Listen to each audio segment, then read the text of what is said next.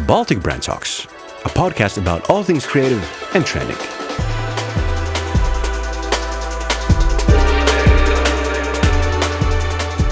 Welcome to Baltic Brand Talks. My name is Arturs and I'm a strategist at Magic Agency and co-host of this podcast. Today I'm joined with Raitis, who is social media team lead and brand creative at Latvian organic skincare brand MÁDARA Cosmetics. Hey. Hi. Thank you for joining me today. And actually, before we begin talking about you and about MÁDARA, there is a story I want to tell you. It happened around a year ago. It was nearby, like in Riga center, near our office. I was going for lunch with my colleagues and we were standing on a red light, just waiting for the green light to go.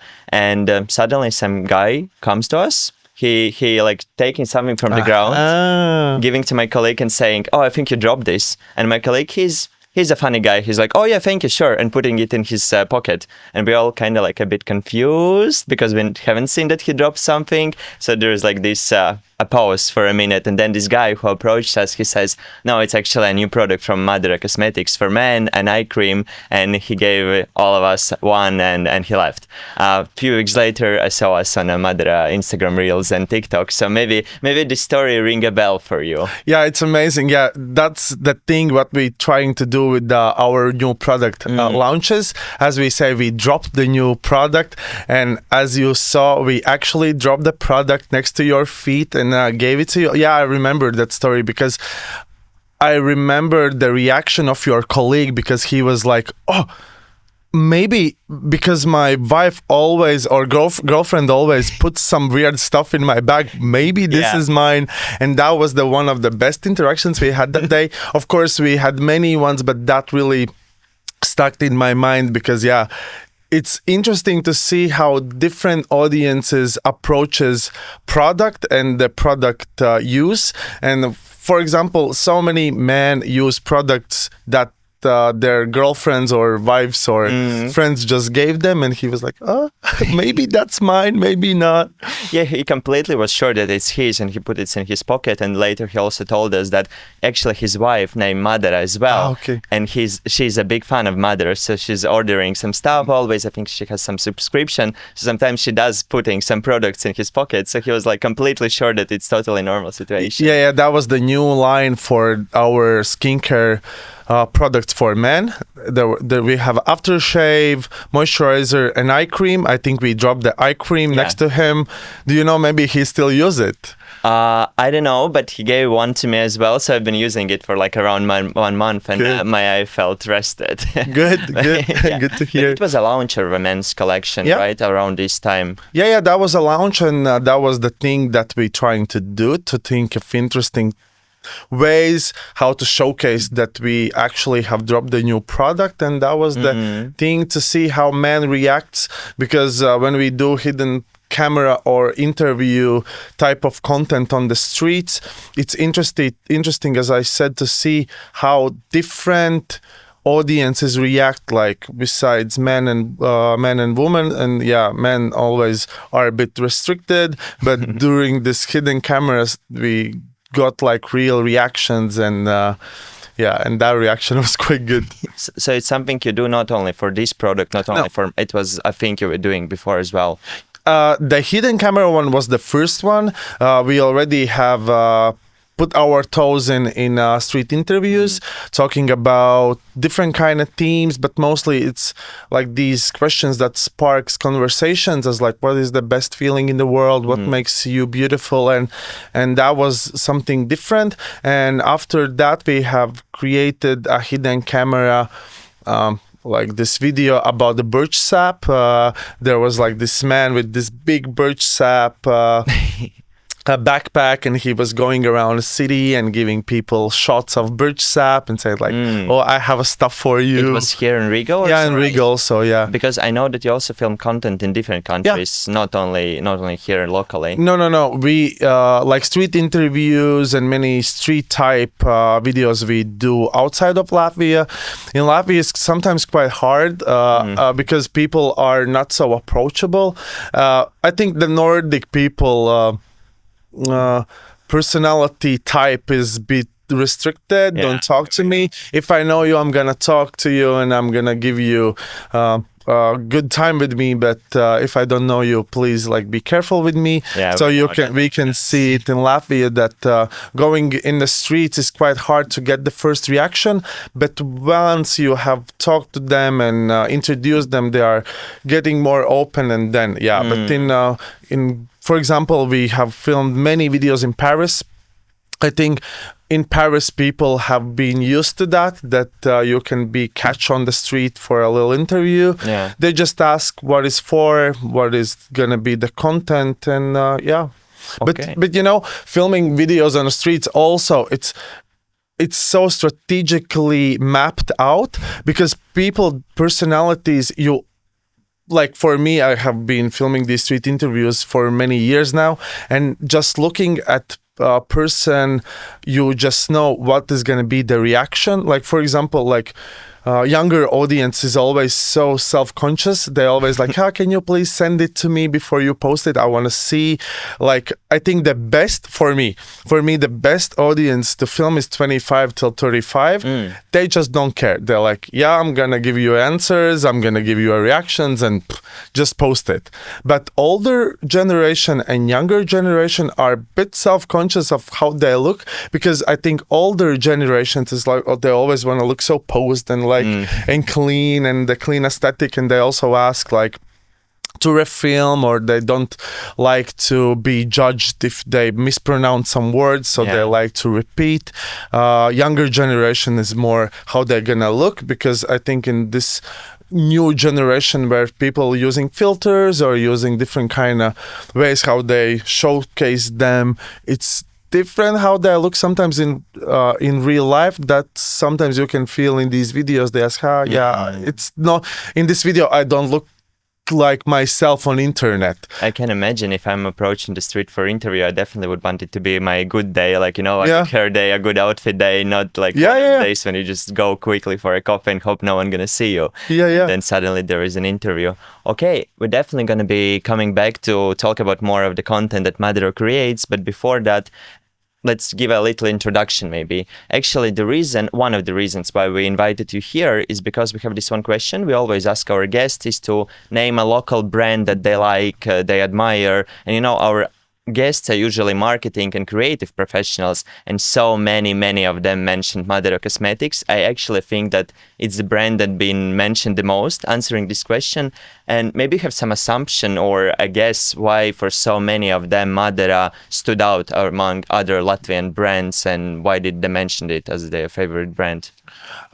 First of all, it's such an honor to hear that so many brands have recognized us, and but my assumption of why it have been happen, I think it's hard to predict, because also today in the morning I met MÁDARA's art director, the main art director and founder of MÁDARA, and I said that I'm gonna come to podcast, and also I told her the story that the one thing why we were invited was because so many were mentioning us, and she's like, why? Of which campaign? Because sometimes we are living in our bubble, we are just creating campaigns, and sometimes you just don't interact with so many outside of the company. And when you said that someone mentioned us, it's sometimes like you step back and like, oh, but the first intention is like, what was the campaign? What was the spark that gave them this idea to mention us? But okay, it sounds like so humble, because for me, MÁDARA, I also would mention MÁDARA if someone asked me this question about Latvian brands, but it seems so humble, and maybe even a bit of imposter syndrome, what I did, so people mentioning me on, okay. Yeah, because so many Latvian brands are so good at what they do, like campaigns, outdoor ads, and social media. It's such a high quality. We have I think, looking into Latvian brands, there's so many inspirations that we can get, and maybe that's something where the humbleness comes. We have so many inspirations around us, and it's so happy to hear that we are inspiration for others as well. Definitely. Well, I believe most of our listeners will know what MÁDARA Cosmetics is, but maybe for those who don't, you can give me long story short about this brand. And MÁDARA Cosmetics have been founded in 2006. Our founder Lotte and Liena Creative, our art director, came together and created this amazing brand that it's with locally sourced ingredients, ethically sourced ingredients. We create organic and natural skincare and makeup brand. We're making natural seductive. It's about creating something that we all long for and wish for. We're trying to understand what is our needs, what is our skin needs. We're trying to make the products that are sustainable, suitable for many skin types. One thing that I think really stood out for us that everything is doing in-house. The product our lab is in-house, the production is in-house. So many big brands develop their products in big manufacturers, like in one building, but distributes to different kind of brands. But everything we do in-house. We have amazing lab team that creates so many good products, and we are thinking of alternatives that's going to be suitable for many skin types, because working with synthetics, it's so irritating for your skin and not good for nature. So we are thinking of the ways how we can develop the product as clean as possible to really be suitable for people. And I think not only our products, but also our ethics speaks about ourselves. What we like to do, we like to create stories. The brand is really about channeling the brand storytelling, and I would say our big I would say that our big victory is that everything have been done here in Latvia. Found in 2006. Then in 2017 we dropped our makeup collection, and now we are 19 years old. We are last year we celebrated our 18th birthday, and next year it's going to be 20. So it's quite a history for this brand. But since you mentioned it already, something about the brand and the people working behind it, maybe let's talk about yourself a bit. Your position is social media team lead and brand creative. It already sounds, I would say, very interesting and inspiring. Maybe you can tell me a bit more about what you do in this position, and also how you came to this role. What's been your story before MÁDARA? When MÁDARA been found, I have always been such a big fan. I start using MÁDARA skincare products back in the days. I was such a big fan, and I always have been so much in makeup. But for me, the makeup was to explore myself, to find what I like, what I don't like. But with makeup or self-expression, you want to feel a community vibe, you want to feel accepted, you don't want to be judged. And when MÁDARA came out with their makeup line, and I saw the ad and I see men using makeup, I was like, wow, Latvian brand comes and stands their ground and being like really vocal that makeup is for everyone. It's not only for women. You like whatever and whenever you can use it. And it happened already a few years ago, right? 2017. So I would say it was like ahead of this time, or at least for Latvian market. So much. It was the time also the European brands wasn't showing that many men in makeup or diverse community using them. And I saw them, and I was like buying all MÁDARA products. I was doing makeup and posting those videos. And then one time I was going to this this camp, and I was teaching kids using makeup, and I bought all the MÁDARA assortment.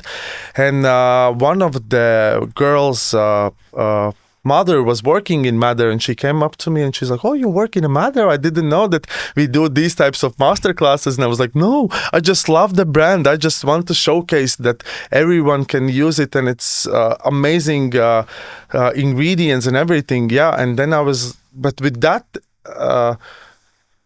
there was another interaction after that, and then I worked in agencies. I worked with social media. I think now for already 10 years. I worked before in a distributor that distributes the products, but I was doing social media for them. In that time, there wasn't influencer marketing, but I was working at that time. My first influencer project was with Pringles in Latvia. There wasn't there was like few influencer campaigns, and I was like thinking, oh, let's do it more. And then I was starting doing from distribute side. Then I was working in agency for social media and influencers. And then I was like thinking, but wait, I love this brand so much. I really want to work there, but there wasn't open positions. And I just was going through their socials and going through what I like and what is my approach that I would give them if I would work for them. And I just made the presentation, met this girl in a party in Liepāja, and she was like, oh, I work at MÁDARA. I was like, oh my God, finally I meet someone who works at MÁDARA. Please get me like to HR or someone that I can talk to. And she organized the meeting for me, and I did this presentation. I was like, hey, I think this could benefit you, and I like this product, and I think we can really like approach this campaign like that. And then long story short, I started working in MÁDARA, and it's already 4 years. And that's what I started to do. I started working in social media. Now we have an amazing in-house team that works for social media, project managers, assistants, art directors, videographers, graphic designers, strategists. And then I moved more to the brand side as well. In MÁDARA, we have a big and strong brand team, brand strategist for design, copy, storytelling, art direction, social media. And what we do is, as now the team have grown by the years, and so many teams have like big teams in digital department, e-commerce department, and what we do is giving the guidelines for in-house teams and our colleagues how to tell a story that gonna resonate with the audience, but not lose the MÁDARA.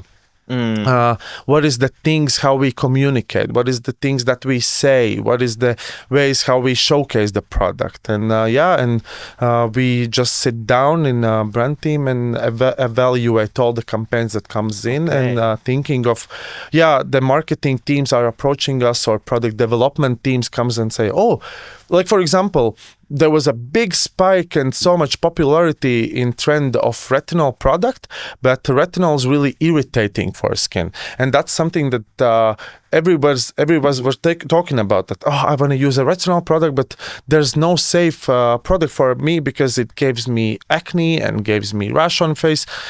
And the product development team came to brand and marketing and said like, hey, we have idea, let's trying to find the solution, let's find an alternative that gonna work the same as a retinol, but not gonna give you the bad side effects that retinol gave you. And then we from a brand side start thinking like, okay, this is such a good opportunity to tell our story, how we create product in-house, how we create these products and find alternatives.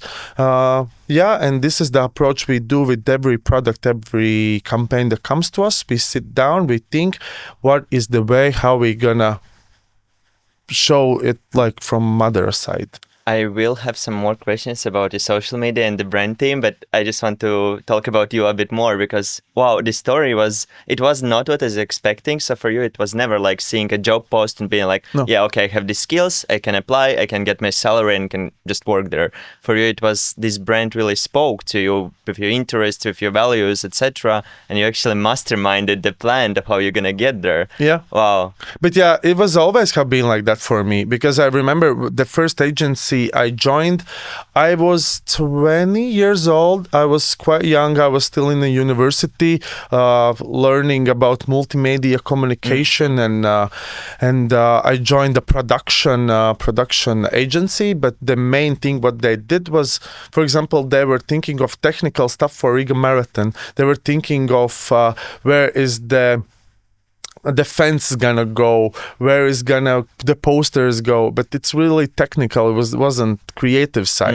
And I was like, wait, but if you do it the technical stuff, let's do some social media stuff. And there's like, oh, but we don't have a social media team. I was like, I'm gonna do it. Let's create a Facebook group, the Facebook page, and for example, there was like, we organized this event in Latvian is Lielo Aleļu Talismanu gājiens, the big like mascots parade. Yeah. And I was like, let's do a social media for that. Then there was like these festivals in city center of for safety for kids. There was like end of school things like, but mostly it was like from a technical point of view, we were like doing all the Riga events, technical stuff, but I was just doing social media for like, oh, let's come to this event and let's meet there, blah, blah, blah. And yeah, that was the thing. I started creating job for myself. And also then after 3 years, I went to the distribution company, and also there was only the social media part, and there wasn't anything about influencers. And I was like, oh, I see opportunity in this. We worked with so many cool products, and I see so many interesting people like online. They have following, or some like in Draugiem LV, they're like quite popular. Let's send them products and let them tell our story. And everywhere where I go, I'm trying to see opportunity. My way of seeing stuff is like what I miss. What is something I miss in social media? What I miss? What is the things that I can feel seen? And that's that I try to put in my work. Okay, but I know that a big part of our listeners are actually students or young professionals who still may be searching for their place in this industry. I believe the story can be quite an inspiration for them. That's maybe sometimes you don't need to scroll through LinkedIn and trying to find this perfect position for you. Maybe sometimes you just need to be a bit more proactive and always love the brand, get the job. And it's always been like that. I have seen so many professionals getting up where are they now just like that, because sometimes agencies are so overwhelmed with the projects. In-house brands are quite sometimes hectic, and they don't see some positions that they can really being good for them. And creators needs to step forward and just introduce with them, like, don't be so humble about yourself, like think of really what is your strengths. Just go knock on the door, ask, I don't know, be assistant and just join the teams and try to find a way how you can grow as well. Like for me, how I grow in a brand for MÁDARA, it was the same. I was in a social media team, but I was listening, oh, there's going to be this campaign, or there's going to be this campaign. Oh, and then I was start creating like these little art direction ideas or creative ideas, and I was just like presenting them as like, oh, I heard that you are working with this project. I think this can really be cool as well. And then also the market teams start noticing me, or other teams start noticing me and just put me on meetings, and I will just that's how I was growing. It's really is about, like, let's say, deserving your place and showing others that you actually deserve to be where you are, and you maybe have more than just what your position requires in that moment. When you love what you do, you're always going to be proactive. It's like, of course, your work can sometimes be so technical. Like, for example, social media is so technical sometimes. Just creating scheduling plan, or how we gonna communicate this new product, or what is the things that we need to actually say about the product. You need to have a meetings with lab team or production team. What is the main things that you need to tell about the product? But that what you need to do from your side, you need for example, from my side, I think of other ways how to showcase that. But that's have been always with me. I always trying to find a spot that it's not given to me.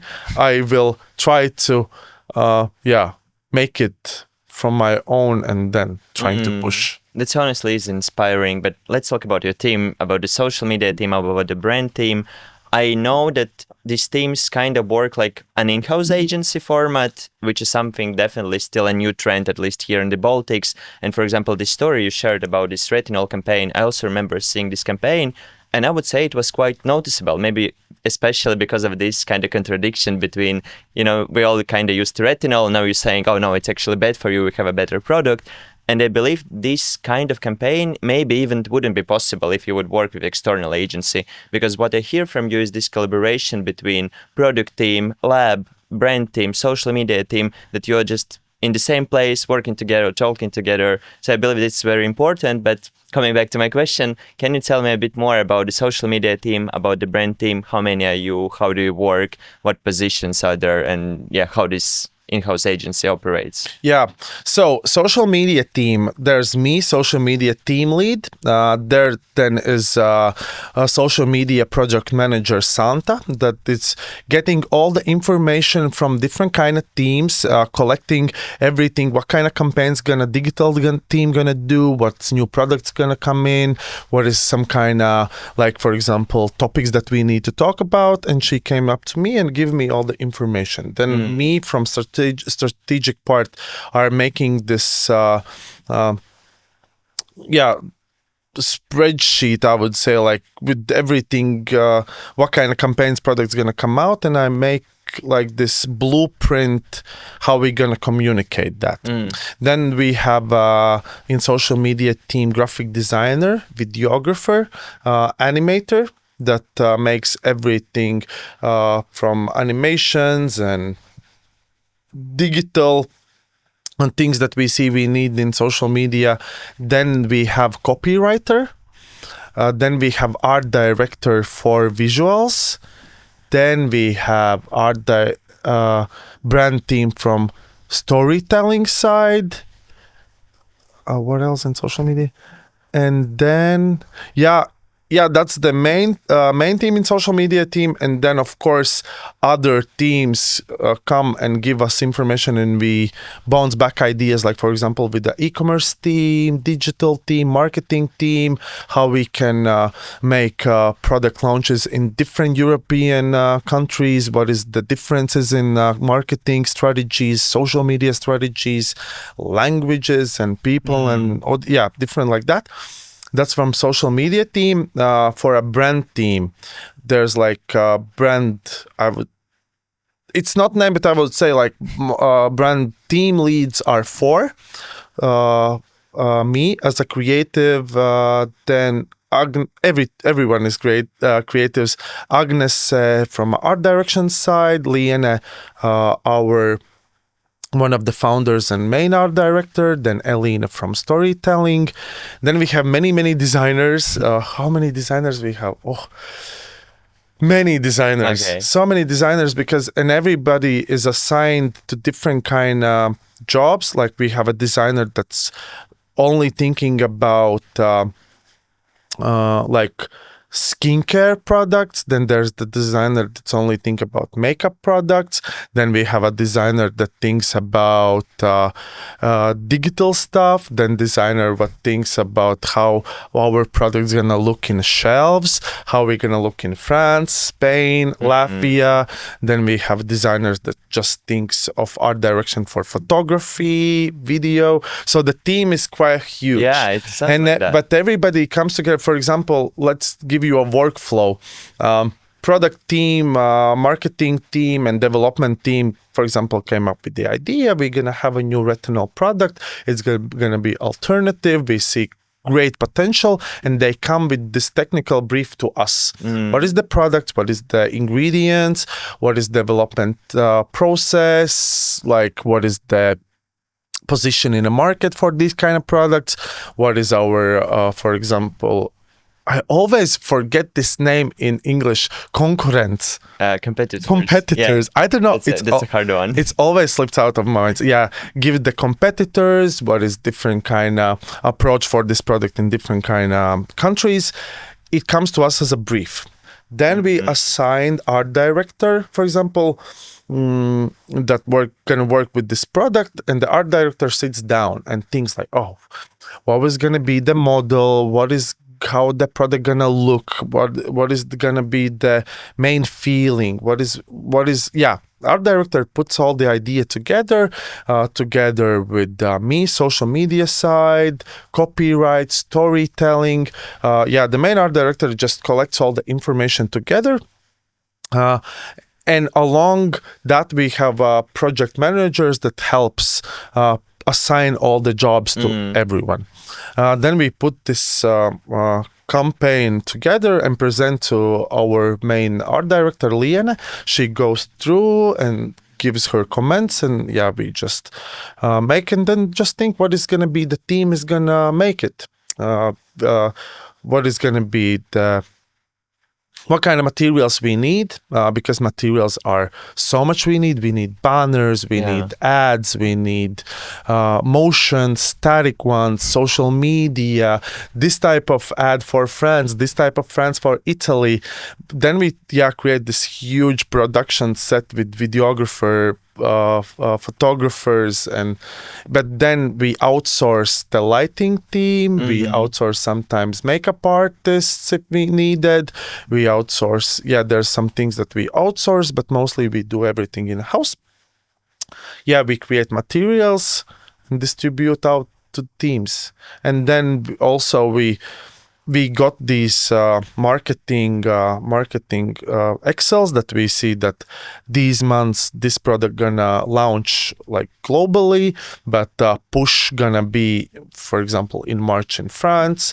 Then there's gonna be, again, we're gonna come back to this product in September. What is gonna be the materials? How we So the process is quite it sounds like a lot. quite huge, but as we work in-house, it's better, because I have been in agency side as well, because sometimes the ideas are crazy, and from agency side to going to clients, sometimes clients are like a bit restrictive and like, we are a bit scared of trying this, or we don't want to experiment. We know our audience, and we want to stay safe. But for us, it's sometimes because founder Lotte is like amazing. Like, she's such an inspiration for me. I always I admire her so much, like work ethic, how she, like, when you talk to her, her eyes just lit about what she do. And that's something I see in every team member. Everybody is like,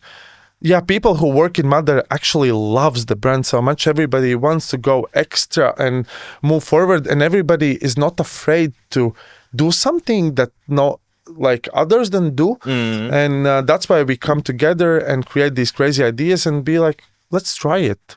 If it's not gonna work, we're gonna change something. Let's just test many things, because we live in such fast-paced world, and everything changing day by day. And for us is to create something meaningful, something interesting, something new. But main thing for us is not step away from who we are. Everything, like all the campaigns, everything, it's like is MÁDARA coded. When you look at, as you said, so many people have maybe that's the answer why why sometimes people recognize us so much, because we really try to make all the campaigns branded from a perspective of MÁDARA.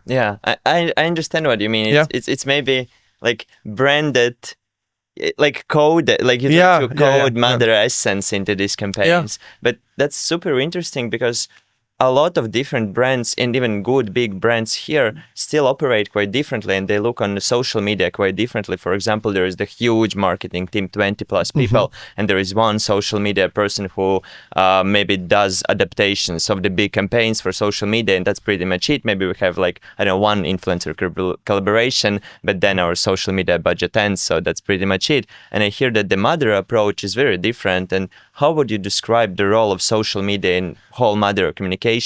Maybe if we compare it to other channels and the other teams.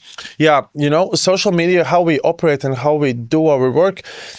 And also, that's a communication with the HR, with the CMO, CEO. It's about the roles that needs to be, because as you said, so many agencies just looking just sometimes on on job descriptions, it's crazy. You see they're looking for one person that's gonna do all the LinkedIn, YouTube, the X, TikTok, Instagram, every other campaigns, influencer campaigns, and they just ask one person to do everything, and it don't work like that. It's like, for us. What was the question?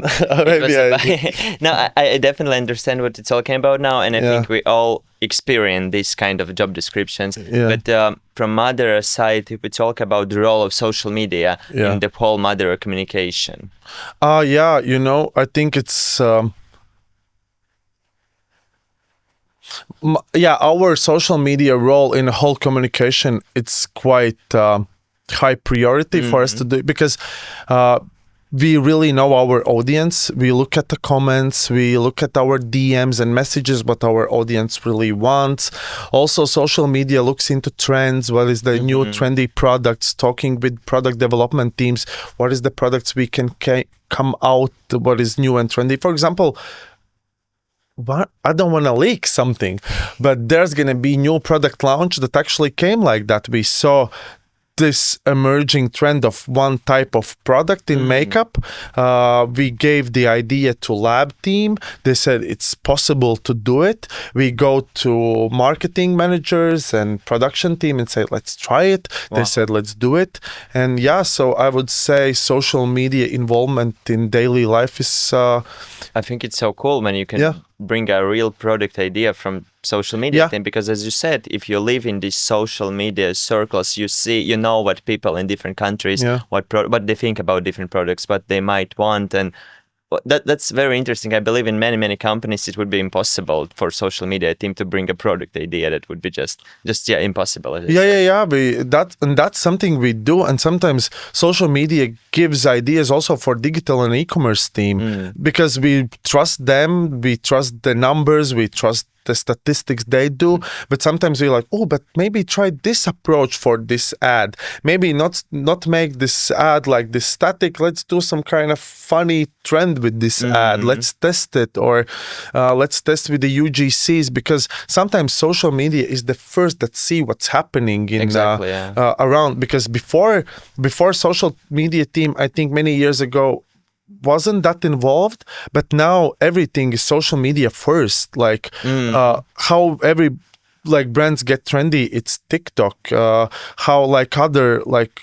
Everything's first social media, and then you can see outdoors, stores. Exactly. But everything now is e-commerce. True. Okay, let's talk about some of the MÁDARA creative projects I personally like the most and that really stood out for me. And one of them is definitely this collaboration with Kalve coffee. You had this morning coffee shop rave. Not sure if it's the correct way how to call it, but let's say that. And it's definitely something we've seen a lot around Europe this year. Coffee shops hosting raves in the morning with coffee, with DJs, with some drinks. And we haven't had this in Latvia. At least I haven't seen any. And I've been waiting for it. Like actually the whole summer I've been expecting someone to do that. And you did. Can you tell me the backstory, why, how you came up with this idea, and basically what happened? Yeah, so Kalve is a B Corp organization and was one of the first in Latvia, I don't know. I'm not going to give out, but the Kalve was one of the first in B Corp. Maybe you can just briefly, what is the B Corp? Because I know MÁDARA is also a B Corp. Yeah, B Corp is... certification about how you do your business, how sustainable you are, what is the work environment, how you take care of your employees, what is the way how you take care of your products, how you how you ship your products, are you environmentally cautious, and there's this big list of things that evaluator goes through and gives you points, and that's how you can get the B Corp. And finally, MÁDARA got the B Corp. And that's a long process. That's such a long process for many years, and that was such a big thing for us to achieve. That was something that we were all that was for us let's get this, because let's work for that. It's such a great honor to have a B Corp, because that actually stands for that.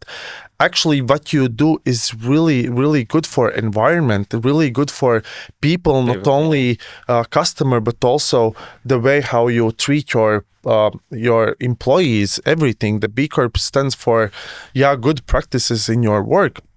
And we finally got that as well. And we were like, okay, Kalve have it, we have it, let's celebrate together. But what can be the best thing how to celebrate it? And there we were just sitting down in a brand meeting, just brainstorm, thinking of many ideas. And then I was like, wait, but our Latvian liquid gold, the main ingredient that it's in so many our products is birch sap. Like if you in world, everybody knows maple syrup and that you can tap the maple, but birch sap, no. We have trying to tell this story in Paris, in Berlin, and people always like, birch sap. Oh, it's not a thing, right? No, you're drinking from a birch, but then but it's so antioxidant filled and helps so much for your skin, and that's our main one of our main ingredients. And I was like, but you can actually use the ingredient. We're not gonna give you a product to eat, but that's something that we can. And I was like, but maybe I haven't heard of coffee water have been replaced by birch sap. And then we're like, okay, B Corp, Kalve, us, birch sap, coffee, let's put this idea together. Then we approach Kalve and they tell them the idea, and they were like, oh my God, let's try it, let's test it. But also with the birch sap harvesting, it's not so easy. You can't just go to the birch and take the sap out and give it, because you need to be sustainable. You just can't. And something that where we got our birch sap is in Estonia, in a beautiful, beautiful field. There's this amazing man called Valjo. He lived next to the Munemedis. He have 800 birches connected by this one big strand connected to all birches, and he collects everything from these 800 birches. Everything flows to one little house. Everything is harvested there, filtered. It's not how pasteurized. I used to do that back in the day. But visually it's beautiful, forest and everything, just like this technology that it's ecosystem. And it's really made sustainable, and with all the certificates that you can actually use in a product and give to people as well, clean. And then we went to Estonia to collect these birch sap, bring it to Kalve to test it, the product. But the final idea, we created this cold brew coffee with birch sap foam. And is it good? It's amazing. It was amazing, but it was only for 1 month. But then we were like, but we're not gonna just give customer a coffee. What is something we can do? And it was 2 years ago when we had the Skin Tint campaign. We collaborated with contemporary dancers, and one of the dancers a DJ. And she dance and also travel around the Europe with this dance theater in this play. And in August she was coming back to Latvia, because we were filming Skin Tint's campaign back in February, and we were like, oh, she's back in Latvia, what we can do with her? Let's do this Bloom and Boogie DJ set in our creative house in Riga. We invited so many people, and it was we made DJ setting up in YouTube. You can check it out. And she made a back-to-back DJ set with Niklaus Vatra, maybe you know him. And they made this amazing DJ set, and we saw such a good people were like, oh, make it public, it looks so fun. And so many people came, and it was such a good party. Police came, shut it down, but it was so cool. And then we were like, but let's do a rave in Kalve. But we're not gonna do as everybody do. We like to wake up early as we can. We like to celebrate sun. We like to celebrate the movement of nature, and it's and we were like, let's do sunrise rave, and we said to Kalve, let's make a rave at 5 a.m. and they're like, no, 5 a.m. We're gonna come at yeah, 5 who a.m.? gonna come at 5 a.m.? We were like, trust us, like really trust us, let's do it. They were like, let's do it. But then we saw the sun was rising around 7 at that time. It was in April. Yeah, it was in April or end of the March, something like that.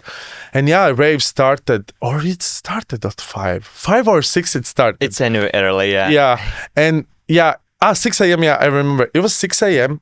We went in a Kalve because there was a preparation meetings and everything before. But yeah, the day of the rave, we came, it's 6 and no one is there.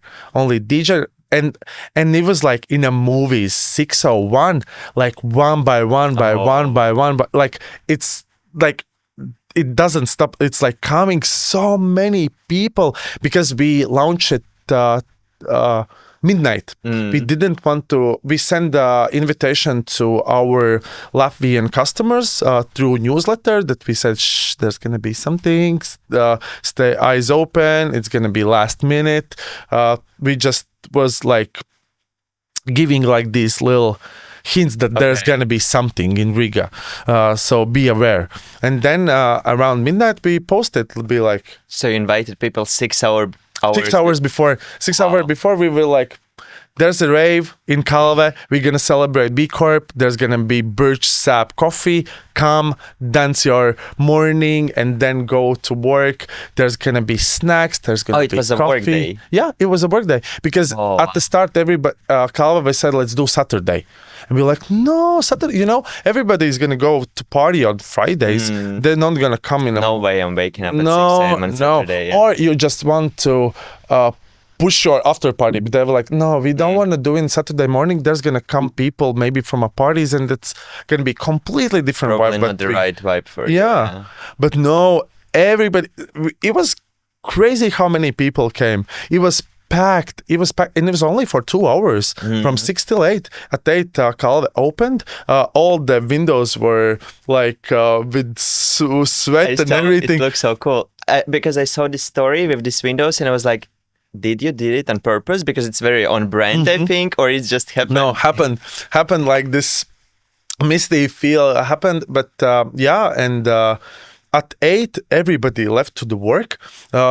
We cleaned so fast for 5 minutes. People just came in and they didn't know what happened. They're like, oh, something happened here. So it was a party with the DJ, people were dancing, and no alcohol. No alcohol. Great. No, just birch coffee. sap. There was like this big pot of birch sap. Everybody were drinking that and coffees. Everybody just were drinking coffees. And the vibes were so amazing because we were like these 2 hours passed like that and we were like, what happened? It was actually happened, and so many media channels saw it and made articles about that.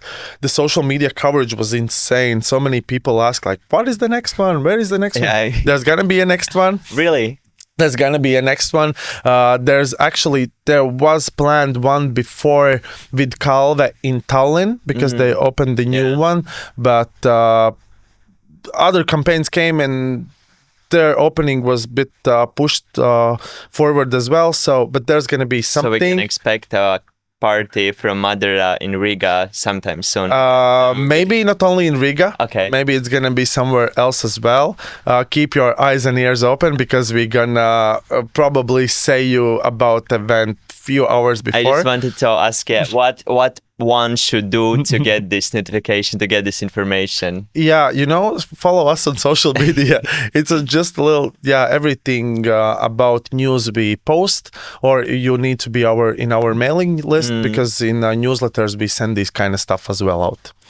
But when I asked you this question about this collaboration, about this project, I knew it's going to be a story. I knew it's going to be cool, but I haven't been expecting even half of the things that you mentioned. For example, this coffee with birch, you literally came with the idea for a new product for Kalve as well. And I know everything about the story seems just like something out of ordinary because I know that it get a high amount of attention and it's a very irregular campaign. It's not just, let's film a video, make some outdoors. It's an event. It's this brand experience that we also talk a lot lately, and this unexpected thing about the 6 hours before. That's crazy. And I think it's always about the community. It's about telling your story, about getting people around you, because just showing you a product, and of course you need to tell a product story, but you need to find the ways how you can develop the product story from different kind of angles. And this is something we are working right now so many hours. We planning so many brand collaborations like that, not only in Latvia, abroad as well. There's I'm not gonna mention the brands right now that we have been approached, but we are right now in talks with many big brands around the world about different kind of collabs we can do. Actually, since you mentioned like the fact that you're working globally, of course, and we were talking about your team and how you approach the work, can you tell me how is it possible for you to create the content that goes globally for France, Germany, different markets? You also mentioned that you were filming these interviews in Paris, but also in Riga, and it's quite different markets, quite different people. But how do you do it? How do you like create this really global brand? I think everybody longs for same stuff about connection. Everybody wants to talk. Everybody wants to feel seen, understood, and if brand can give you that, I think that's the key to success. But yeah, talking about the activities that we do abroad, mostly it is again just brainstorming. For example, with our marketing colleague from France, she said like, there's gonna be new launch of the product in this market. We're gonna be in this store, this kind of store. We're gonna be in Galeries Lafayette, that it's like really famous store in Paris. Let's launch some product line or skin tint campaign in France.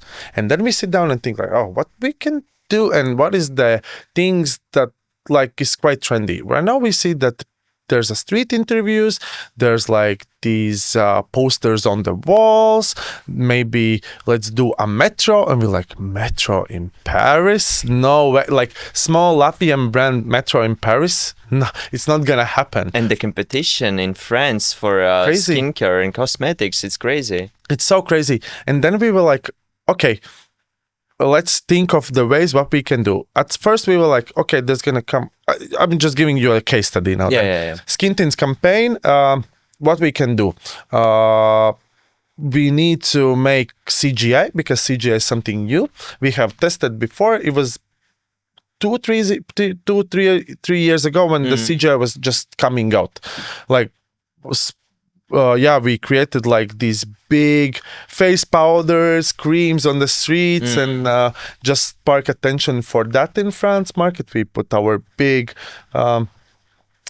powder next to the Galeries Lafayette, and but then we were like, but we want to do something interactive with people. Like CGI is a good way to get popularity because it's trendy, but let's not do everything CGI. Let's think of something new. We were like, poster campaign. Let's do posters all across the Paris.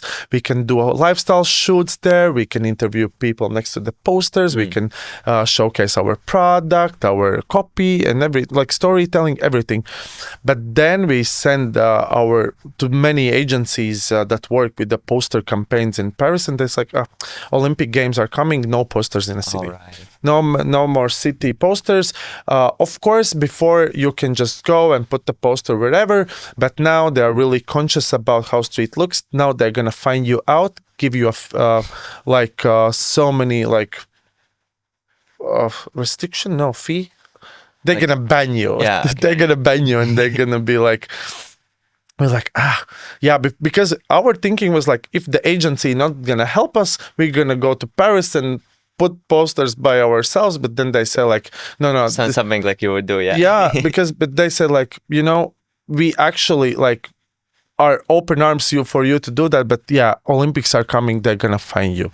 And we were like, okay, what else? And we were like, metro. Let's try to do metro. And there's like, so many brands have been all the brands have been take all over the metro, and I was like, no, we're gonna find it. One agency said it's not gonna be possible. I was like, no, we need to get it done. Then other agencies like, no, everything is filled. But we were like, no way it can be like that. And then we were like, wait, but, and then out of nowhere we find like this one agency that's like, yeah, we have one big opening just in the center next to Gallery Lafayette. All the people going through, and it was like, let's take it. I will not give you numbers because I don't remember the numbers, but we were like, let's do it. Let's put our Skin Tints campaign in Paris in the main metro station. And everything comes together, and we put our posters in metro. I went to Paris, I remember, because I wanted to make content, and I went to the station and posters are not up. And I was like, what? This happening? I called the agency and they're like, oh, I don't know, we can't phone those guys, they're not answering. What is happening? Is like, wait, okay, let's not stress out. I'm gonna go and do content because we not only had like these posters in metro, but we had digital screens, but all over the Paris. All underground was MÁDARA. Like I was going like, every station is MÁDARA ads. I was like, oh my God, it's so cool. And then it was like 2 hours passed, and I needed to go to other station, but I completely missed the train and went into different, and also it was like in a movie. I was in a wrong train going to the station that our poster is going to be up, and I looked out of the window and they're putting our posters up, and I was like, oh my God. I jumped out, do videos and photos that they put everything up, and people walking. Then Lotte came to Paris, we made photo shoot there, talking with the people around there, because what we do, we know that the competition is so hard. It's so many brands, and what we like to do a lot is just standing in metro and talking to people and say like, this is us, this is MÁDARA, this is what we do, this is our product, we came from Latvia, we going around the city doing samples, we like but that thing we did, we put we stick products to walls, but people were quick to take it. But yeah, this is the approach we did with this, and if it comes with interviews on the street, our colleagues, Latvian colleagues, talk fluently French. And I said, like, I don't know if you are quite talkative, but you're going to talk on the streets. And they're like, what? And I was like, yeah, let's go to the Paris. I'm going to be with my phone. A girl from Latvia marketing that works for France Market comes with me. We go in the streets, talk to the people, interview them, give products, and that's how it works. We don't take agencies or anyone. That's everything we do. Yeah, we do trying to do ourselves. But that's cool. You find these new approaches of how to put yourself in this very competitive market, both in terms of this beauty industry in Paris or France, and in terms of advertising. As you mentioned, so many brands, Metro is always filled with something, and that's crazy. But okay, another project I wanted to ask you about is this Latvian Lithuanian Expo 2025. Oh, yeah. You had the work that was created by Arturs Analts, but the people there can also experience quite a new product for MÁDARA, which is this home scent or room mist. Again, how does this happen? Because again, it's not your basic typical marketing campaign. So Analts installation was made many years ago for London's Biennale. It is called Biennale in English? Yeah, I think so. Art fair. Yeah, in London, and he made this installation, but he wanted to play with all the senses: touch, feel, smell. And then he was like, oh, but I know amazing brand from Latvia that he approached MÁDARA, and MÁDARA created scent for this wall. So people can sit down, feel this Latvian forest and everything. But then this Biennale ended. Then this project came to one art space in Latvia. Then there was like, you can saw this product and smell. And then many years ago, now Arturs approached us and he said like, hey, I'm gonna be in Osaka with this wall. Let's make make it possible to create this smell. Let's develop this aroma as well, and we were like, yeah, let's do it, but let's make this product that people can buy it as well, because this is one of the most popular thing that people have asked us in DMs and social media, in stores, like when you're gonna have a fragrance. And then we was like, okay, let's try to do it. But again, there's so many like hard stuff for us to develop the fragrance, make a packaging, make all the agreements with the Japan that we can sell this product. What is the product positioning? Because at the start we were like, oh, let's do a body mist, but if it's body mist, then it's skincare product. For a skincare product, there's a different kind of rules, but let's do it room mist, but we don't have a line for products for rooms. We don't have we're like, no, what to do? Like, we're not gonna make a new segment, but no, we need to do this segment. No, but let's try to do. And then, just talks. We're like, no, we need to create again this fragrance that can be sold to public as well, that you can emerge and just sit down. So many people have been in Osaka, and so many people have approached us because at the first months we didn't sell that because it was such a long process for us. It was like sometimes thinking that we are going so many steps back because it was so many restrictions that we couldn't get out the product. We started to sell in Latvia, but we didn't sell in Osaka yet. And we were like, no, but we need to give it out because so many people ask, like, to Arturs, to expo team, what is this smell?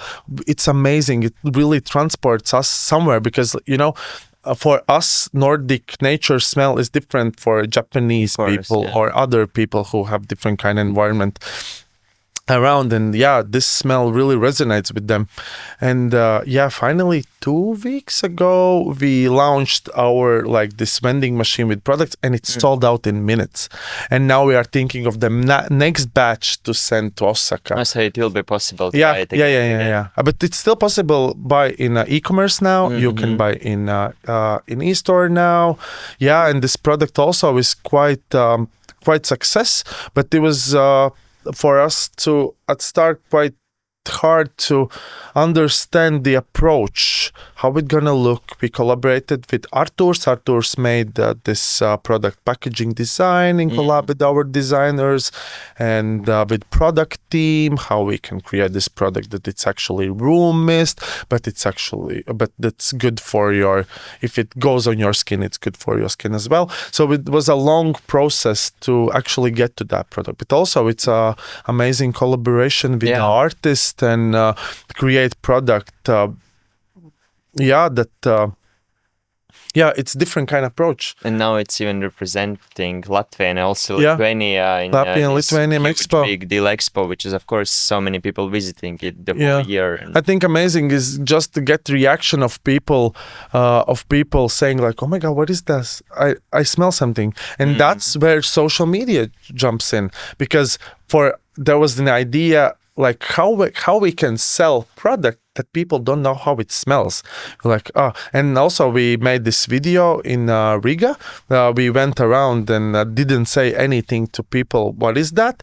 They smelled and give their associations, and that sell as well, because so many people came with different kind of associations, but all the associations were so different, but in a way so similar that you can sense what kind of fragrance is that, because we didn't have a product, because place where you can actually smell it was in Osaka, but not so many people are in Osaka or not gonna just go and smell the product. And in the stores we didn't have a product, only e-commerce. So we trying to find the ways how we can story tell that you can imagine what is the smell.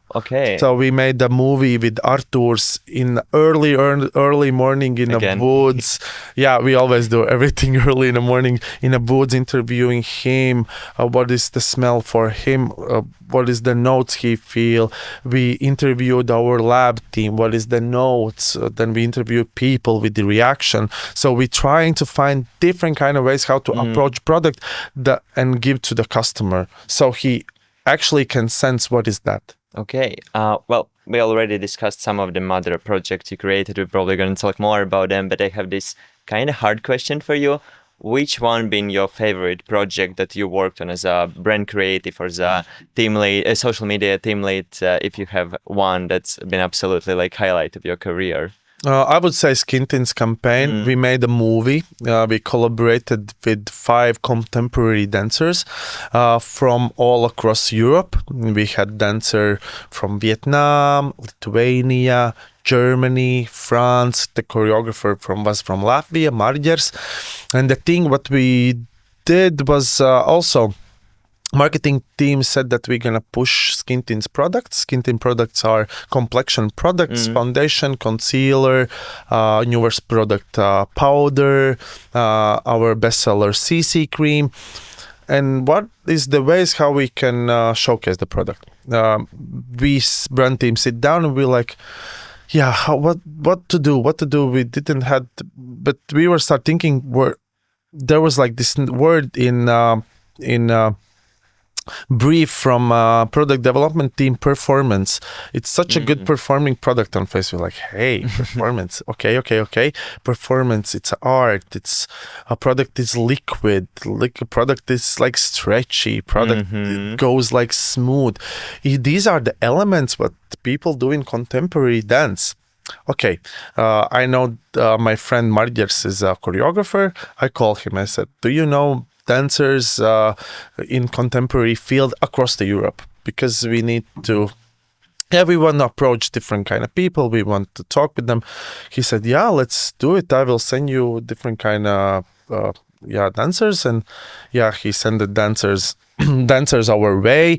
And also I think it was quite interesting brief for them, because brief was like, okay, here are products and this is how product performs. This is this product covers, this product is glowy, this product gives this coverage, this product is powdery, and make these products in a dance.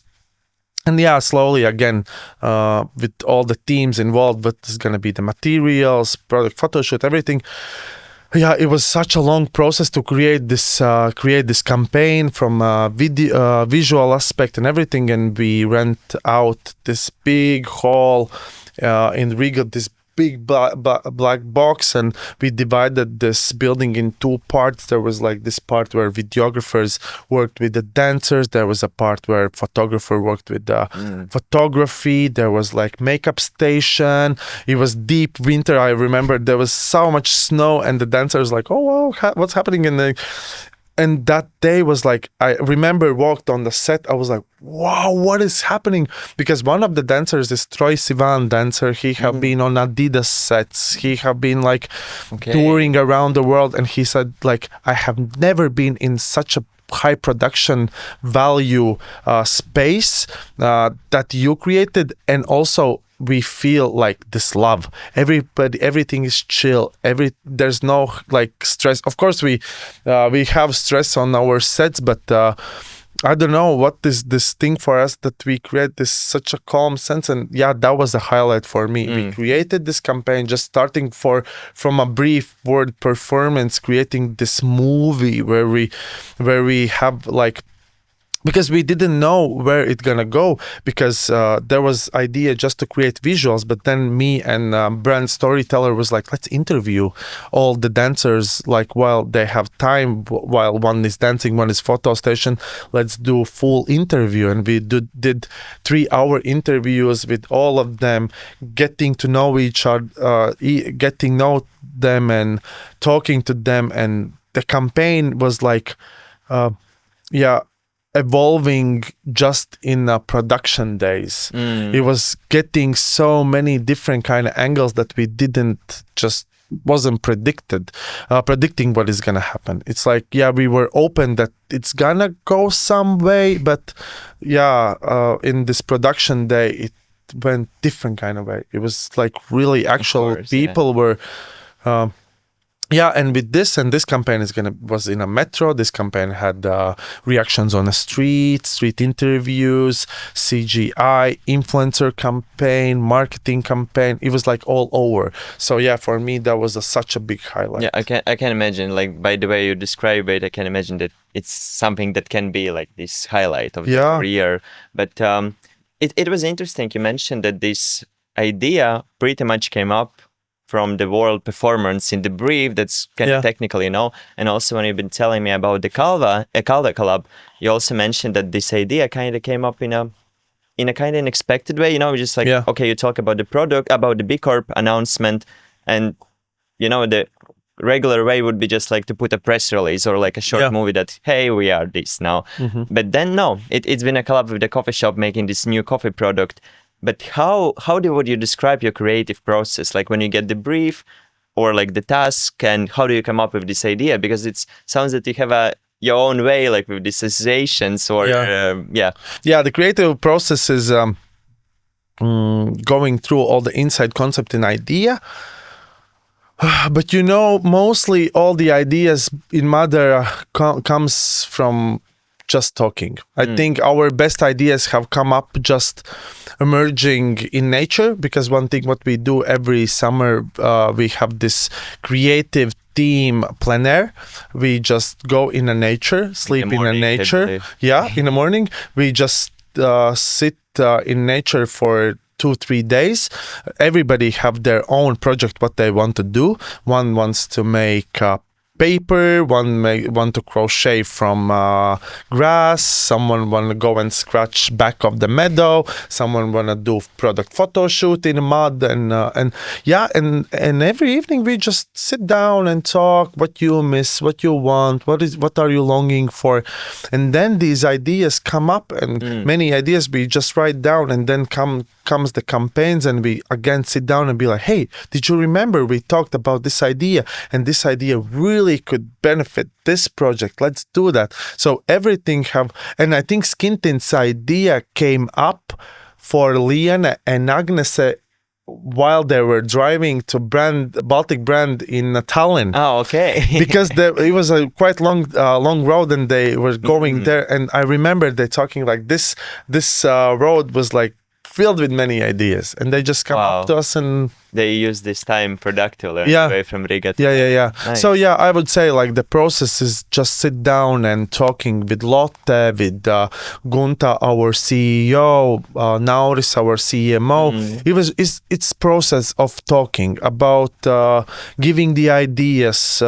They challenging us and say like, maybe this is not a good way of like maybe there's needs to be more technical, and they challenge us to think a bit more technical, not so out of the box. And all the ideas comes in a brainstorm. Okay, and if we continue talking about like this bigger picture behind all of these creative operations, we discussed some of the examples, and one thing that unites them is how different they are. Because of course morning rave is not the same as this collaboration with 4 dancers, artists. It's not the same as CGI video.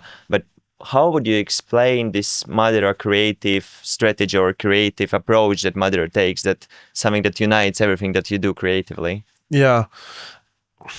I think it's the MÁDARA core. Everything is based on the strategy we have.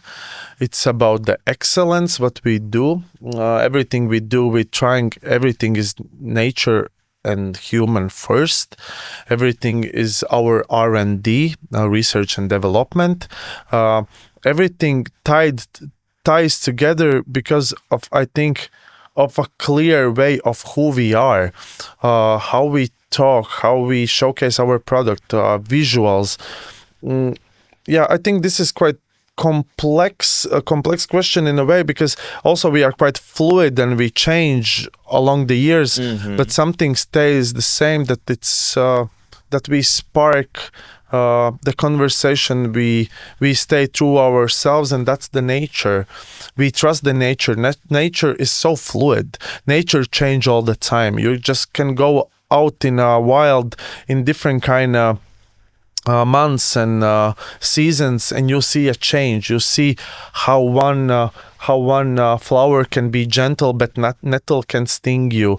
How like this mud can be really soft, but like these rocks are quite hard to your skin. Everything is nature element based. It's like how you spark conversation with different kind of people, like how you go and hug a tree, and I think everything it comes of who we are as a people, how we interact with the nature, how we emerge ourselves in the nature.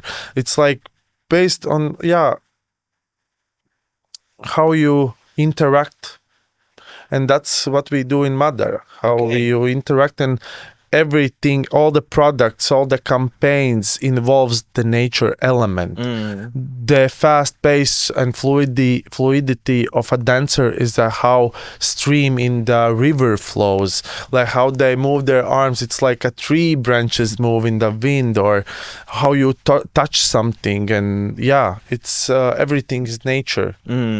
Yeah, well, for me as a person from the outside, but quite well familiar with what MÁDARA does, I think that unites it's like this will to tell the story of the nature, like kind of what you were saying, that you take this inspiration from nature and you're telling the story for the brand, how it is. And I would say you do it in quite an edgy way sometimes, even if you look at your models, I wouldn't say that it's like this typical looking models. They always have some edge in them, and that's how I see it.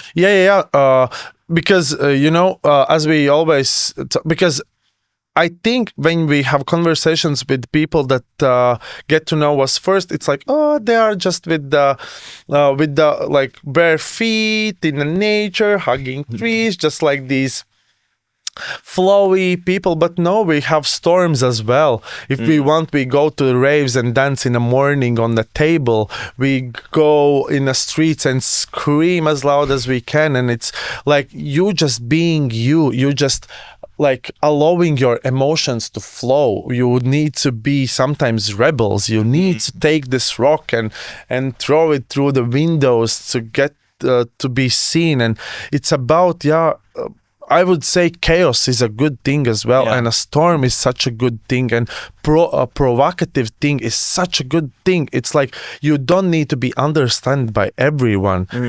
Something that you do is from the community around you. It's about how you tell your story. You're not gonna, if someone, because we have had so many comments like, what are these models? Like they don't look like these models, or why did you make this approach? And we're like, there's no like answer to that. It's like if we provoked us, we did a good job. It's not about going and be to everyone. It's be who we are. Just stay true to yourself. While you do it like naturally and kind, and being like kind to nature and kind to others, everything gonna fall in fall together. Well, we talk a lot about MÁDARA. Maybe now we can move to a bit broadly, because what I hear from you is that you live in this creative environment, you follow the trend, social media trend, just in general creative trends, and I would love to discuss some of them.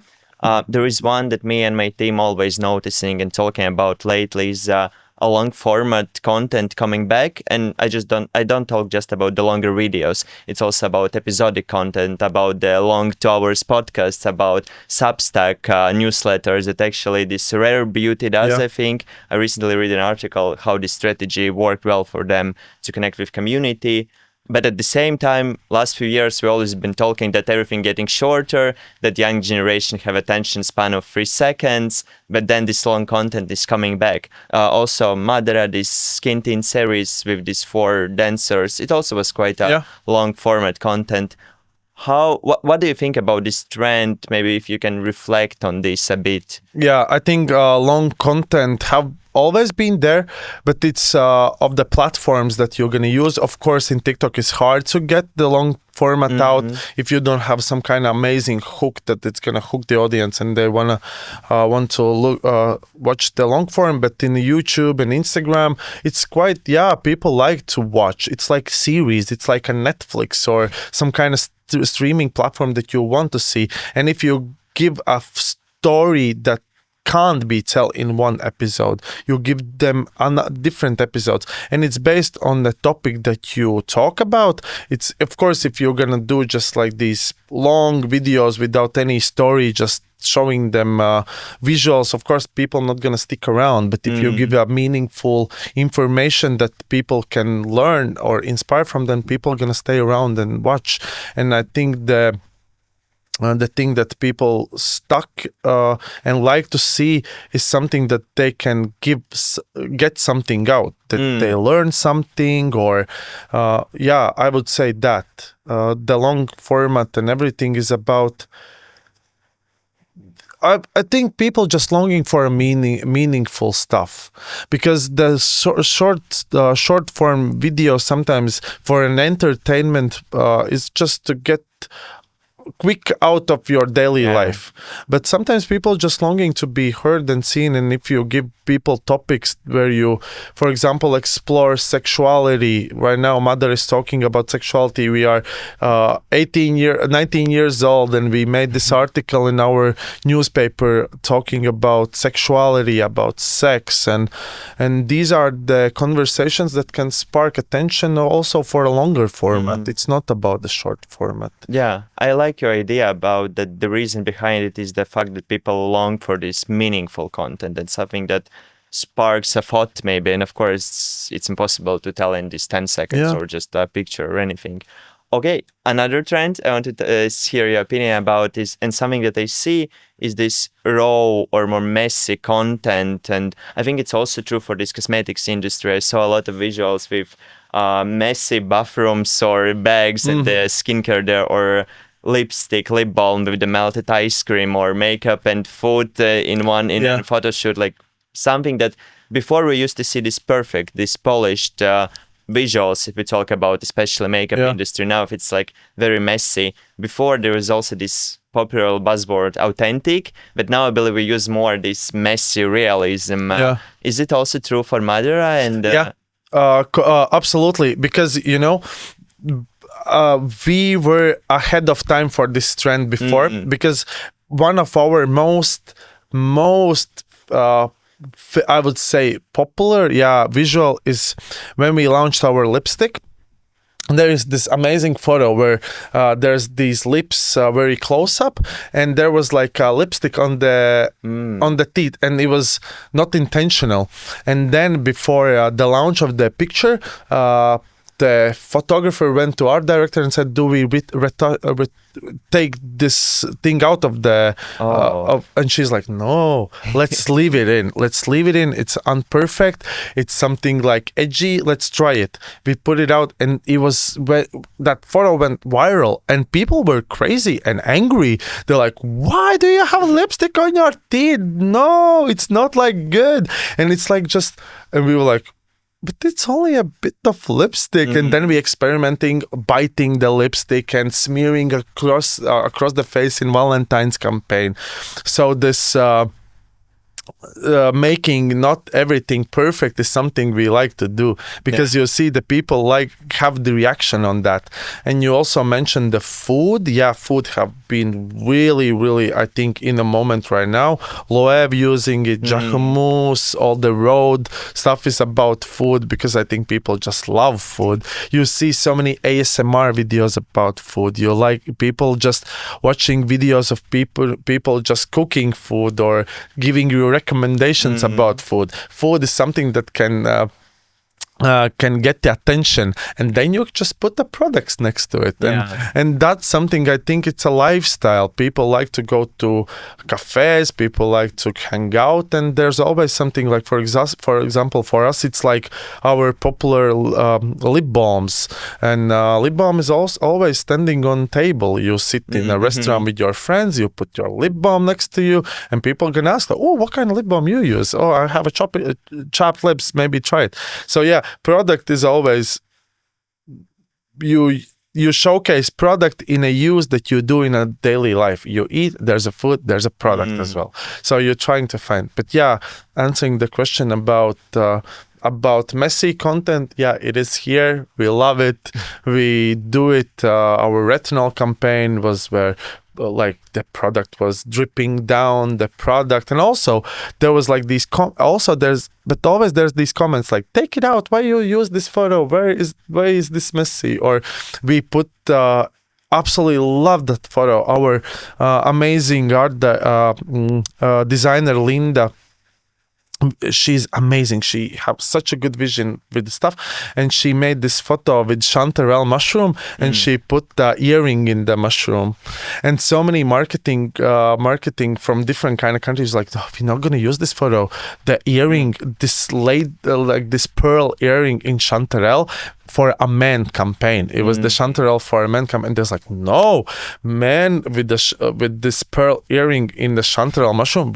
No, we're not gonna use it. We're like, no, this is what we're gonna give you. This is the material you're gonna get. If you want this product, you need to take this photo. And this photo also went so crazy good.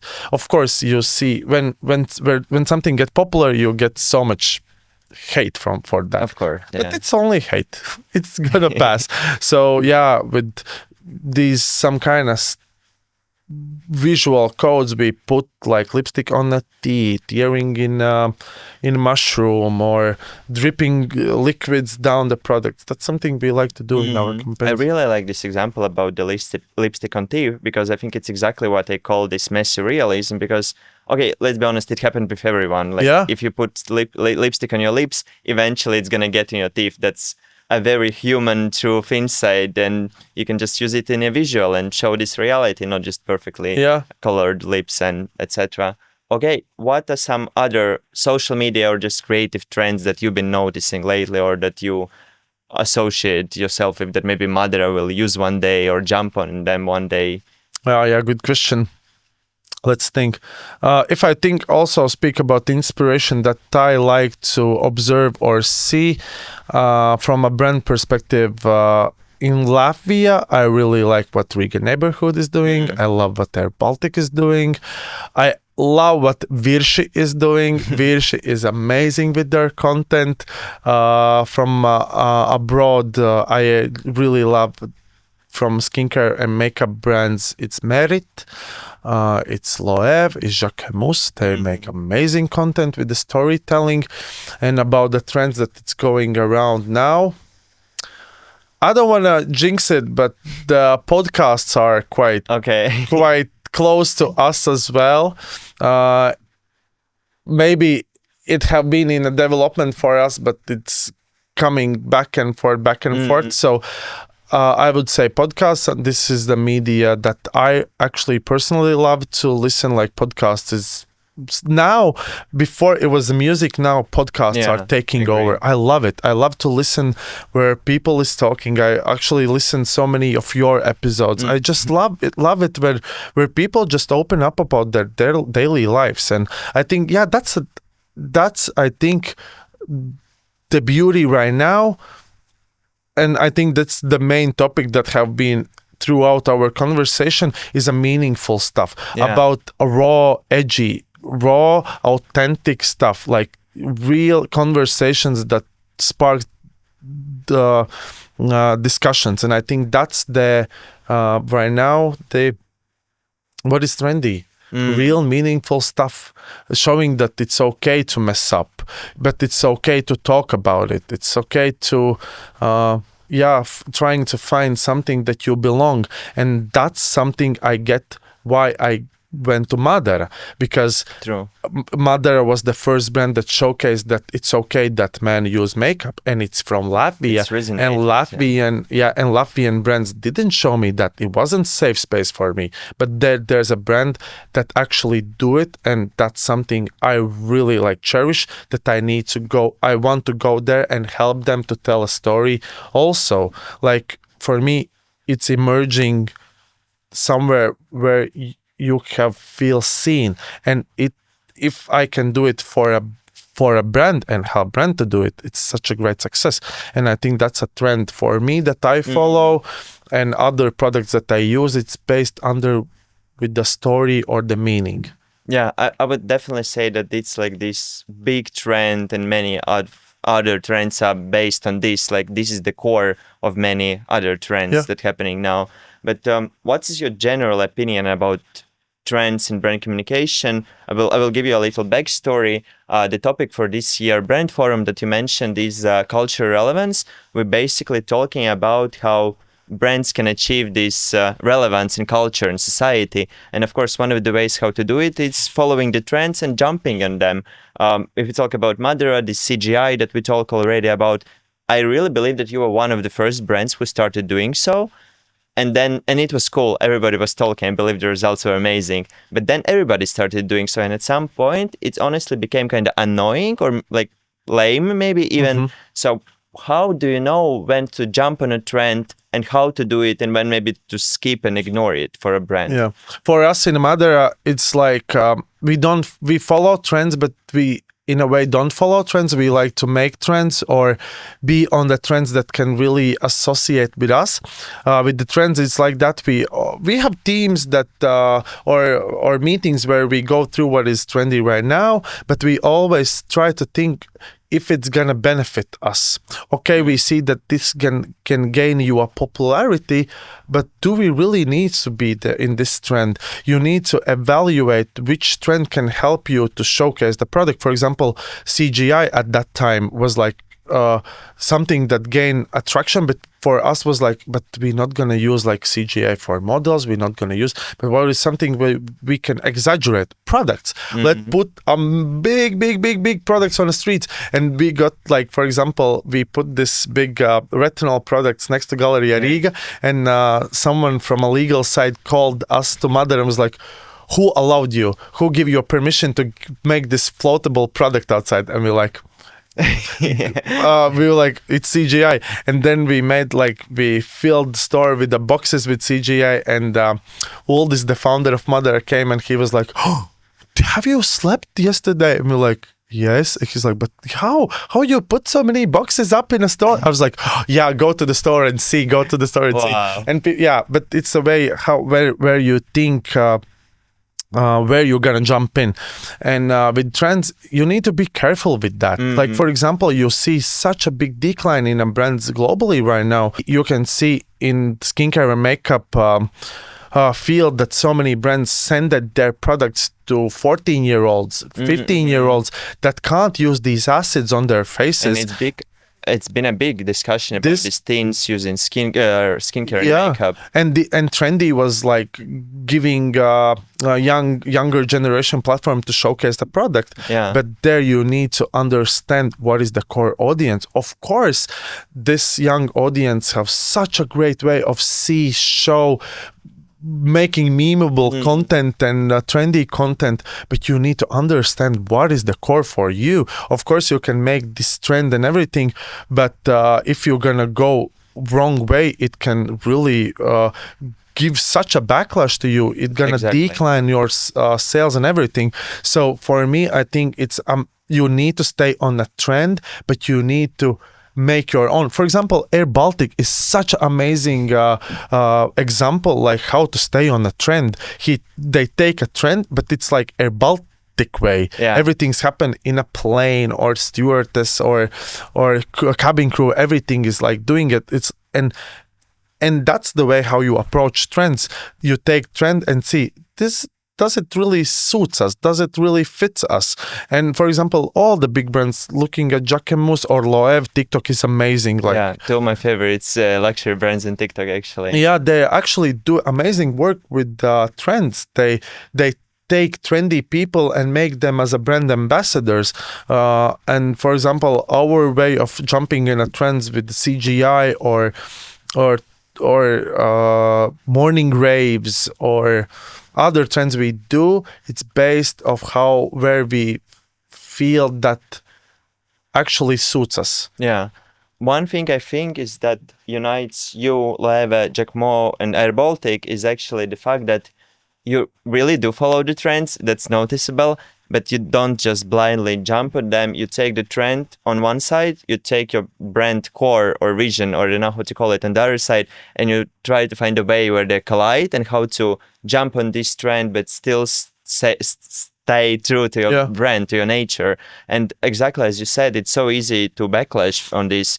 One example that comes to my mind is this Ghibli style of animation. Maybe you remember when everybody, every brand, every person was taking this animated AI picture of themselves, and then the artist actually said, "Oh, I don't like it. I don't allow this." And of course, for people, it's just a joke. Who cares? For brands, it's not an ethical thing to do. And not only for a brand, also for a culture. Yeah. It's like cultural reference, and you need to really be careful of how you communicate and how you talk with different kind of audiences. You just can't take like way of art and create and making as your something funny trend to showcase your product. It can offend so many people. It can offend the artist, as you said, and it's so easy to take something and make it mainstream that don't need to be mainstream. So sometimes staying in your own line and being respectful, it's a way, because as we know and see right now, everything is fast paced, but in the fast pace you need to understand when to stop and where to go again. And in your fast line, always put like stop signs for you to evaluate. Does it really is for us? Do it really gonna serve a purpose? Does it really gonna tell our brand story? Of course you can be like many brands and make be on a trend, but if they're gonna remember you, I don't know. Exactly. Okay, let's move on to some of our closing questions. You already mentioned the brands you like from here and also globally, but what is your favorite social media personally, currently? Maybe some social media you spend most of your time lately. I'm an Instagram person all the time. I love Instagram.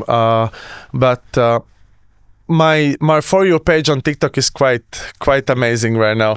I love it. I have curated it and I go there. But you know what is interesting? My screen time has always been so low. Like I work in social media for so many years, but my screen time daily in a day, it's maybe 3 hours. Okay. Like when I see where people is like, 12 hours, 8 hours, I'm like, how? My attention, but you know what is good for me? I get bored. It's like I swipe. It's like I get bored. But but if I need to choose social media, then it's Instagram and TikTok. I don't know. There's a discussion about is it YouTube and social media, but if I need to compare between all of them, then YouTube is the first place. Okay. I stay in a YouTube all the time. So it is this long format content. I'm a long format. Interesting. Because for me, one of the social media, I don't know, again, maybe it's not correct to call it social media, but something I discovered for myself just a few months ago, and I've been using it constantly since then. It's this Substack. I use it for inspiration for work. I save ideas there. I took a lot of inspiration from there. And again, it's also this kind of long format I need to actually read. It's not just like a carousel or a short video. But I said that it's my source of inspiration, kinda. But of course, there's a lot. What's some of your source of inspiration? Maybe not just from social media, but in general. Let's start with social media and then jump in a daily life for inspiration. What gives me inspiration in YouTube, why I love it so much, I love to watch just vlogs about people traveling, seeing other people, like seeing different kind of cultures, because sometimes I like to travel, but sometimes it's limited. It's limited because you have work and you don't have a lot of time. So YouTube for me is a travel and see what is things talking about, what people are eating, what is like the main topics, what is going around. And the main inspiration for me, it's always people around me. Only that. I just love talking to people. I just love to understand what they do, what they eat, where they go to party. Because when I'm such a I will say, my all the time is working and running, so I don't go out. Like for past 2 years, like my social life haven't been as great. Okay. So I love to talk with my friends that go out, and I'm always cheering them as like, go out till the morning party. I want to know everything. Tell me everything the next day. And that's give me inspiration. Just talking about people, what they do, about that people like to fuck up, the people like to make mistakes, and then that's something like really inspires me. I completely agree. It's the same for me, like just talking with people. I had this one project last week. I couldn't come up with anything about it. And then I met my friend for drinks, and he just been sharing some life story, completely non-related, not to this product, not to this brand. I was like, wait. Yeah. Yeah. Like this challenge you had, I can use it in my strategy for this project. Yeah, you'll never know what kind of experience, what kind of talk's gonna lead you something. For example, me, yesterday, I just came back from my 136 kilometer hike. Wow. We hiked for 24 hours without any sleep. It was for my personal growth. But I met so many people. We talked about so many things. Why you are in nature, why this is important for me, and it sparked for me. I have right now one idea that I really want to talk with my teammates, because you'll never know what kind of experience gonna give you something. Because if I'm gonna intentionally go for inspiration and be like, oh, let's go in a Pinterest, I need to find, sometimes it works, but it doesn't work like that for me. For me, it's, as you said, from things that you'll never know it's gonna give you inspiration. Just talking with a friend, drinking a beer, and he just mentioned something, you're like, wait, this is actually gonna work for that. Let me write this down until I forget it. Yeah. That's something that sparks the inspiration unknown. Something that you don't know. But I'm always open to that. I always have sense in me that no matter what kind of writer's block I'm gonna have, it's gonna come back if I'm gonna talk to someone. I just can't stay in my own mind of, everything is not good, I can't think of this idea, I'm gonna be stuck. Just go and talk to someone. And it can be like, for example, with your grandma, just talk to her. Exactly, some kind of topics, just brainstorm, and you just gonna just open your mind and don't force it, it's gonna come to you. Okay, the last and the easiest question is, what is your ultimate success for you? My ultimate success, personally, in a work-wise, is when someone said that what you did was really meaningful. It really sparked something in me that it's okay to be me. It's okay to be different. It's okay to be authentic. You don't need to be perfect. You don't need, for example, you can work for big agencies, you can work in big corporates, but one thing that have teach me, and what I have seen surrounded by so many people in like roles as CEOs and CMOs, everyone like really appreciate that you being you. And if someone can say me that you impacted me in some kind of way, in a good way, and inspired me, it's something that I'm proud of. So what I hear is that you kind of want to do what MÁDARA did for you one day in the past, when you saw this campaign with men wearing makeup, and it's something that you would want to do in different ways, of course, about different topics to the other people, right? Yeah, actually, that's what I want to do. I wanted to feel seen. MÁDARA gave me that space, and now I can, through that, give that to someone. So nice, because it's kind of very similar to the story how I came to this industry, because I also remember seeing campaigns that sparked something in me, not just like a product ad, beautiful, whatever. No, it's made me think about something, maybe feel better about something. And I was like, okay, I want to do this as well.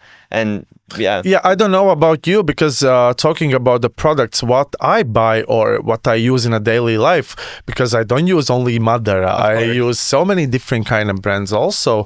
But if I need to evaluate how I made my why I did buy this product, it's not about the ad that it's gonna say, it's about the ethics. I like to see that they are like this lifestyle kind of brand. They have this type of community, they make this kind of event, and they have this kind of merch, and then they did this amazing stunt that like, you want to be part of it. You want to be part of it, you want to be associated with that. It's a community. Everything is about a community, and I think that's something that we coming back to it, because I think there was a time during the COVID and everything that we left was so alone that we isolate ourselves. There is time in our personal growth that we isolate ourselves as well. We go away from our families, we study alone, we are in different kind of environments that it's hard to find the people that it's same as you, and you feel so lonely. And I think it's just coming back to now that how hard is it you need to come together. There's a coming togetherness, like just talking on people with people on the streets. You think you're never gonna approach people in a friends that gonna talk to you, and after 1 minute interview on social media, you just stay on the street for them for 30 minutes and just talk and you're going on a bus or just start talking to someone. Everybody's talking. Everybody wants to talk. Everybody have some kind of shields and blocks, and it's completely okay, and you don't need to go and push it open. But if you're gonna spark the right question, it's gonna maybe I can ask you a question. Okay. What is it's usually not happening then. yeah, so this question, as I mentioned before, what is the most beautiful feeling in the world for you? Oh, it's the one that you're asking people on the street. Okay. I think the feeling I been experienced a few times lately, and I realized I really enjoy it, is when you make a decision about something. It can be anything, where to work, who to date, where to go, and you make a decision that is right for you, not the right one. Like maybe you take this a bit egoistic, individualistic decision, someone gonna judge you or someone not gonna agree with you, or it's not right socially, but you just have this feeling that, oh, I made this decision. And because I'm the person who, it's hard for me to decide, like if there's the two pills, I would never be able to choose one. But when you do, and it's this liberating feeling of, I chose myself, I did it for myself, and I don't care